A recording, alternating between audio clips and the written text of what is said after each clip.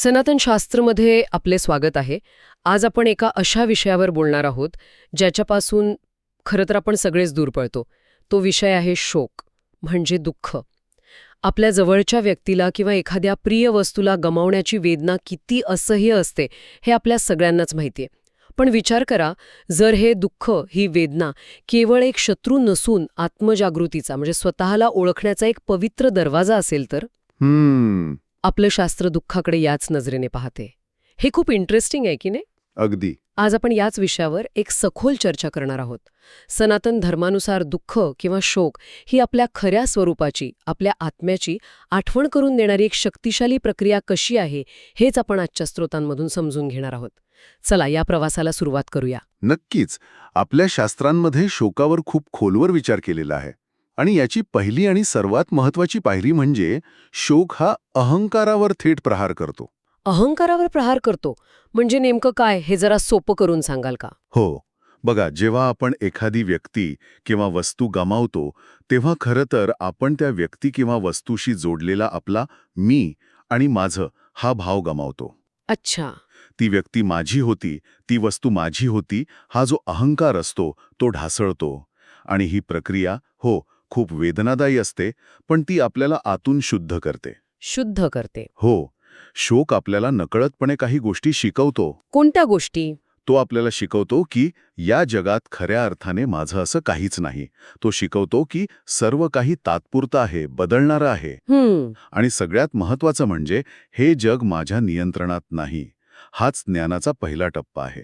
म्हणूनच स्रोतामध्ये असं म्हटलं आहे की शोक म्हणजे अहंकाराचा विरघळणारा क्षण. म्हणजे ही फक्त वेदना नाही, तर एक शुद्धीकरणाची प्रक्रिया आहे, एक प्रकारचा इगो डिटॉक्स. बरोबर. मी असं ऐकलंय की स्रोतांमध्ये याला तपस्या असंही म्हटलं आहे. याचा नेमका अर्थ काय? अगदी बरोबर शब्द वापरलात. महाभारतात शोकाला अंतःतप म्हणजे आतली तपस्या असं म्हटलंय. आतली तपस्या? हो. जेव्हा आपलं हृदय तुटतं तेव्हा आतून एक प्रचंड कार्मिक ऊर्जा निर्माण होते. आपण तिला फक्त वेदना समजतो, पण ही ऊर्जा एका अग्नीसारखी असते, जी आपले जुने संस्कार, आपल्या आसक्ती आणि सर्व काही कायम टिकेल हा आपला भ्रम जाळून टाकते. वा. आणि या अग्नीतून शुद्ध झालेलं हृदय अधिक दयाळू, अधिक प्रेमळ आणि सत्याच्या अधिक जवळ जातं. म्हणजे ही एक प्रकारची ट्रान्सफॉर्मेटिव्ह ऊर्जा आहे. आपण तिला फक्त वेदना समजतो, पण खरं तर ती बदलाची सुरुवात असते. अगदी.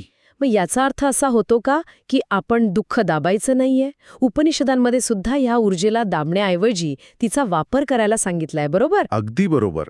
उपनिषद स्पष्टपणे सांगतात की दुःखाला दाबू नका.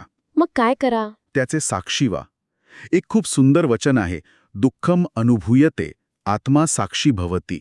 दुःखम अनुभूयते आत्मा साक्षी भवती. याचा अर्थ काय? याचा अर्थ आहे दुःख अनुभवलं जातं, पण आत्मा केवळ त्याचा साक्षी राहतो. तो फक्त पाहतो. फक्त पाहतो. हो. म्हणजे एक माणूस म्हणून शरीर आणि मन रडतं, त्याला वेदना होतात, पण आपला आत्मा, आपलं खरं स्वरूप त्या रडण्याकडे, त्या वेदनेकडे अलिप्तपणे पाहतो. जसं आपण सिनेमाच्या पडद्यावर दुःख पाहतो तसं. ओके. आणि जेव्हा ही अलिप्तता, हा साक्षीभाव जागा होतो, तेव्हाच विवेक जागृत होतो. विवेक म्हणजे काय खरं आहे आणि काय तात्पुरतं आहे हे ओळखण्याची क्षमता. पण साक्षी होणं हे म्हणायला खूप सोपं आहे. जेव्हा दुःख असह्य होतं, भावनांचा कल्लोळ उसळतो, तेव्हा त्यापासून अलिप्त कसं राहायचं? याची काही पहिली पायरी आहे का? खूप महत्वाचा प्रश्न आहे. याची पहिली पायरी म्हणजे त्या भावनेला नाव देणं. नाव देणं. हो. मनातल्या मनात स्वतःला सांगायचं, आत्ता मला दुःख होत आहे. ही दुःखाची भावना आहे. असं म्हटल्याबरोबर आपण त्या भावनेपासून किंचित दूर होतो. आपण ती भावना होत नाही, तर ती भावना आपल्याला झालेली असते. हा छोटासा फरकच साक्षीभावाची सुरुवात आहे. वा. म्हणजे दुःख हे एका कवचासारखं आहे, जे फुटल्यावरच आतला आत्मा विस्तार पावतो. जसं कमळाचं फूल चिखलातच उमलतं, पण ते चिखलापासून अलिप्त राहतं. अगदी तसंच. आणि म्हणूनच राम, कृष्ण, शिव यांसारख्या अवतारांना आणि महान योगींना सुद्धा मानवी रूपात दुःखातून जावं लागलं. हो, हे खरंय. कारण दुःख आपल्या चेतनेला, आपल्या कॉन्शियसनेसला विकसित करतं.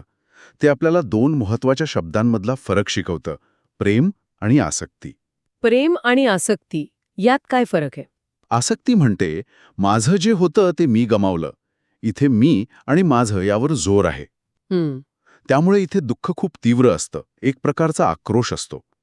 पण प्रेम म्हणतं, तुम्ही माझ्या आयुष्यात होता त्या सुंदर वेळेसाठी धन्यवाद. अच्छा. इथे कृतज्ञतेचा भाव आहे. इथे दुःख असतं, पण ते हळुवार आणि परिवर्तनशील असतं. हेच तर गीतेचं सार आहे. हे गीतेतल्या त्या शिकवणीसारखं आहे जिथे फळाची अपेक्षा न करता कर्म करण्यावर भर दिला जातो. इथेही नात्याच्या फळावर म्हणजे ते कायमस्वरूपी टिकण्यावर हक्क न दाखवता त्या अनुभवासाठी कृतज्ञ राहणं अपेक्षित आहे. अगदी अचूक जोडलंय. तर मग या सगळ्याचा अर्थ काय, की दुःख ही देवाने दिलेली शिक्षा आहे का? हा प्रश्न अनेकांना पडतो. मुळीच नाही. दुःख हा ईश्वराने पाठवलेला एक शिक्षक आहे.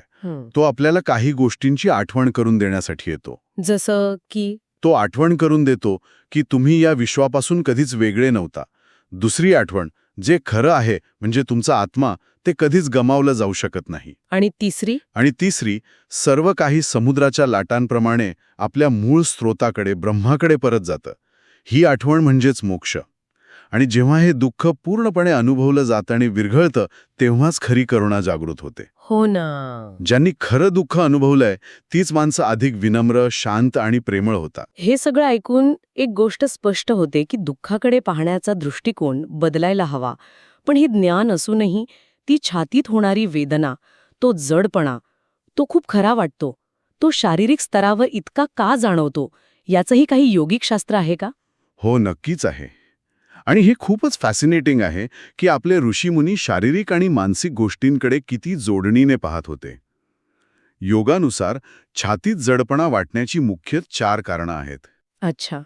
पहिलं आणि सगळ्यात महत्त्वाचं कारण आहे अनाहत चक्राचं आकुंचन. अनाहत चक्र म्हणजे आपलं हृदय चक्र. बरोबर. अनाहत चक्र हे आपलं भावनिक केंद्र आहे. जेव्हा आपल्याला तीव्र दुःख होतं तेव्हा हे चक्र आकुंचन पावतं, म्हणजे ते स्वतःला बंद करून घेतं. ओ. त्यामुळे छातीतील प्राणशक्तीचा, लाईफ फोर्स एनर्जीचा प्रवाह अडतो आणि छातीवर दगड ठेवल्यासारखं जड वाटतं. म्हणजे हे असं आहे का की जसं भीतीनं पोटात गोळा येतो तसंच दुःखानं हृदयाभोवती एक अदृश्य भिंत तयार होते? अगदी बरोबर. तीच ती भिंत. आणि मग दुसरं कारण आहे प्राणवायूचे असंतुलन. प्राणवायू. हो, आपल्या शरीरात 5 मुख्य प्रकारचे प्राणवायू आहेत. दुःखामध्ये अपानवायू, ज्याची नैसर्गिक दिशा खालच्या बाजूला असते, तो खूप जड होतो. आणि उदानवायू, जो ऊर्जा आणि भावनांना वरच्या दिशेने व्यक्त करतो, तो कमजोर होतो. अच्छा, म्हणजे ऊर्जेचा प्रवाहच अडकून बसतो. जसा शहरात ट्रॅफिक जॅम होतो तसाच एक प्रकारचा एनर्जी जॅम छातीत होतो. उत्तम उदाहरण. तिसरं कारण याच्याशी जोडलेलं आहे, भावनात्मक अडथळा. तो कसा? दुःखामध्ये अनेकदा आपलं बोलणं बंद होतं. आपण भावना व्यक्त करत नाही. या न बोललेल्या भावना, न रडलेले अश्रू घशात म्हणजेच विशुद्धी चक्रात अडकतात आणि तो दाब खाली छातीवर येतो. अरे देवा. म्हणजे न बोललेले शब्द छातीवर ओझं बनतात. अगदी. आणि चौथं, जे सर्वात सूक्ष्म कारण आहे, ते म्हणजे संस्कारांचा उदय. संस्कारांचा उदय. हो, आपल्या धर्मानुसार तीव्र दुःख हे जुन्या कर्मांचे किंवा संस्कारांचे शुद्धीकरण असते. हे खोलवर रुजलेले संस्कार जेव्हा पृष्ठभागावर येतात तेव्हा त्यांची ऊर्जा खूप जड आणि घनदाट वाटते. घेतो तेव्हा खूप धूळ उडते आणि क्षणभर श्वास घ्यायलाही त्रास होतो. पण साफसफाई झाल्यावर घर स्वच्छ आणि मोकळं वाटतं. तसंच काहीच आहे का हे? अप्रतिम. यापेक्षा चांगलं उदाहरण असूच शकत नाही. ती धूळ म्हणजेच ते जुने संस्कार. ते बाहेर पडताना त्रासदायक वाटतात, पण ती एक शुद्धीकरणाची प्रक्रिया आहे. हे खरंच खूप सखोल विज्ञान आहे. शारीरिक आणि आध्यात्मिक गोष्टी कशा एकमेकात गुंतलेल्या आहेत हे यातून स्पष्ट होतं. मग आता हे का होतं हे तर कळलं. पण यावर काही व्यावहारिक उपाय, काही हाऊ टू आहे का? या जडपणातून बाहेर पडण्यासाठी काही साधना पद्धती सांगितल्या आहेत का? हो, आणि आश्चर्याची गोष्ट म्हणजे शास्त्र आपल्याला एक संपूर्ण रोडमॅप देतं. रोडमॅप? हो, याची सुरुवात पहिल्या 48 तासांपासून होते, जेव्हा दुःख अगदी ताजं असतं. तेव्हा काय करायला हवं? तेव्हा सगळ्यात महत्त्वाचं म्हणजे स्वतःला दुःख अनुभवण्याची पूर्ण परवानगी द्या. रडू येत असेल तर रडा. त्या भावनेला दाबण्याचा प्रयत्न करू नका. आणि एक सोपी क्रिया करा. छातीवर हात ठेवून हळू आणि खोल श्वास घ्या. ओके. 4 अंक मोजेपर्यंत श्वास आत घ्या आणि 6 अंक मोजेपर्यंत हळूहळू बाहेर सोडा. दीर्घ श्वासामुळे आपली मज्जासंस्था म्हणजेच नर्वस सिस्टम शांत होते. आणि या सुरुवातीच्या धक्क्यानंतर म्हणजे पुढील काही दिवसात काय करायचं? पुढील 14 दिवसात शरीराला आणि प्राणाला गती देणं महत्वाचं आहे. मोकळेपणाने रडा किंवा अगदी किंचळावंसं वाटलं तरी आवाज करा. याने घशातला अडथळा मोकळा होतो. अच्छा. यासाठी भ्रामरी प्राणायाम खूप मदत करतो. भ्रामरी म्हणजे मधमाशीसारखा आवाज करणे. पण तोच का? त्या हमिंगने नेमकं काय होतं? भ्रामरी प्राणायामात जो कंप म्हणजे व्हायब्रेशन निर्माण होतो तो थेट आपल्या घशातील विशुद्धी चक्र आणि छातीतील अनाहत चक्रावर काम करतो. तो तिथल्या अडकलेल्या ऊर्जेला मोकळं करतो. यासोबतच निसर्गात हळुवारपणे चाला. तळणेने अपान वायू संतुलित होतो आणि प्राणशक्ती पुन्हा वाहू लागते. आणि मनाला आणि हृदयाला स्थिरता देण्यासाठी काही दीर्घकालीन उपाय आहेत का? नक्कीच. एकदा मनाला थोडी स्थिरता आलीये की काही विशिष्ट प्राणायाम आणि ध्यान पद्धती खूप प्रभावी ठरतात. मन शांत करण्यासाठी नाडी शोधन म्हणजेच अनुलोम विलोम प्राणायाम सर्वोत्तम आहे. हो. छातीतील तणाव आणि जडपणा कमी करण्यासाठी उज्जाई श्वास, ज्याला ओशन ब्रीथ असंही म्हणतात, तो खूप उपयुक्त ठरतो. आणि ध्यान? ध्यानामध्ये साक्षीभाव ध्यान सर्वात महत्वाचं आहे. डोळे मिटून बसायचं आणि छातीत होणाऱ्या संवेदनांना फक्त पाहायचं. त्यांच्याशी एकरूप व्हायचं नाही? बरोबर. जडपणा आहे, उष्णता जाणवत आहे, एक लाट आली आणि गेली, अशा प्रकारे फक्त त्याचं तटस्थपणे निरीक्षण करायचं. यासोबतच हृदयासाठी म्हणजे त्या अनाहत चक्रासाठी काही खास साधना आहे का? हो. हृदयाला पुन्हा प्रेम आणि करुणा अनुभवायला शिकवण्यासाठी काही साधना आहेत. जसं की करुणा साधना. करुणा साधना. हो. स्वतःसाठी आणि इतरांसाठी चांगल्या भावना व्यक्त करा. जसं की माझं भलं होवो, मी सुरक्षित राहो, मी निरोगी राहो. हे हृदयाला पुन्हा उघडायला मदत करतं. ओम किंवा ओम नमः शिवाय सारखे मंत्र जप केल्याने मनाला एक आधार मिळतो, मानसिक शांती मिळते. आणि भक्ती? हो. भक्ती म्हणजे कीर्तन ऐकणे किंवा गीतेतील श्लोक वाचणे हे आपल्या दुःखाला एक मोठा वैश्विक अर्थ देतं. ही तर दुःखाच्या काळात स्वतःला सांभाळण्यासाठी एक संपूर्ण स्पिरिच्युअल फर्स्ट एड किट आहे. अगदी. यात काही लहान पण प्रभावी गोष्टीही सांगितल्या आहेत ज्या आपण रोजच्या धावपळीतही वापरू शकतो. हो. काही छोटी वाक्ये आहेत जी दुःखाची तीव्र लाट आल्यावर आपण मनातल्या मनात म्हणून स्वतःला आधार देऊ शकतो. जसं की कोणती वाक्य? पहिलं वाक्य आहे, हा सुद्धा एक संदेशवाहक आहे. म्हणजे हे दुःख मला काहीतरी महत्वाचं शिकवायला आलं आहे, हा माझा शत्रू नाही. दुसरं वाक्य, मला दुःख आहे पण मी माझे दुःख नाही. वाह. हे वाक्य आपल्याला आपल्या खऱ्या स्वरूपाची, त्या साक्षी आत्म्याची आठवण करून देतं. ते दुःख आणि आपल्यामध्ये एक अंतर निर्माण करतं. आणि तिसरं, सर्व काही समुद्राच्या लाटांप्रमाणे तयार होते आणि विरघळते. हे वाक्य आपल्याला नश्वरतेची जाणीव करून देतं आणि आसक्ती कमी करतं. मला दुःख आहे पण मी माझे दुःख नाही. हे वाक्य खूप शक्तिशाली आहे.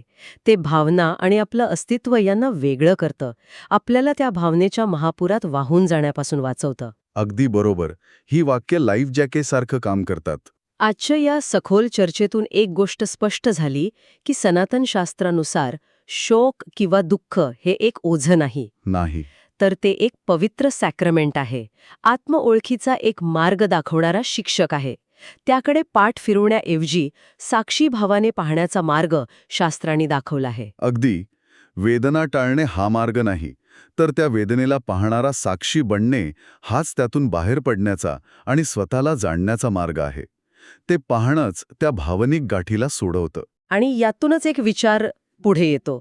जर दुःख हा आपला खरा आत्मा दाखवणारा शिक्षक असेल तर आपण ज्या इतर तथाकथित नकारात्मक भावनांपासून पळ काढतो, जसे की राग किंवा भीती, त्यासुद्धा असेच शिक्षक असू शकतील का, केवळ आपल्या साक्षी होण्याची, आपल्या ध्यानाची वाट पाहणारे? यावर नक्की विचार करण्यासारखा आहे.